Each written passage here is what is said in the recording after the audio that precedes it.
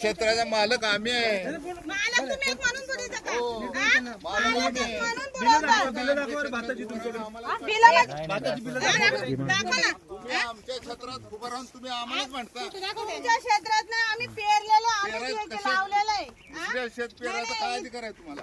हे बघा कायद्यानुसार the law stage they are trespassing me they are मला आता ते कन्व्हर्सेशन किती करतायत. कशाला सांगतात ते? इंडियन पिनल कोड 441 नुसार तुमची शेती तुम्ही करा ना. होत आहे ऐका ना ते 441 नुसार मी यांच्यावरती दावा दाखल करणार यांनी जर जास्त त्रास दिला.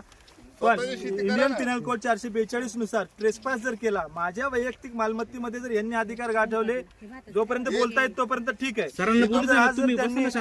आज जर त्यांनी त्या पोलला हात लावला तर मी 442 नुसार यांना ऍक्शन घ्यायला सांगेल. त्यांच्या नावावरचे क्षेत्र आहे ना, मग ह्यांचं पेरायचा काय अधिकार हेच पाहिजे आम्हाला. आणि आम्हाला आता फिरू नका म्हणतात. हेच आम्ही नाही यांनी सोडवायला पेरणं म्हणजे अतिक्रमण आमचं आहे. करतात, हे चुकीचं आहे.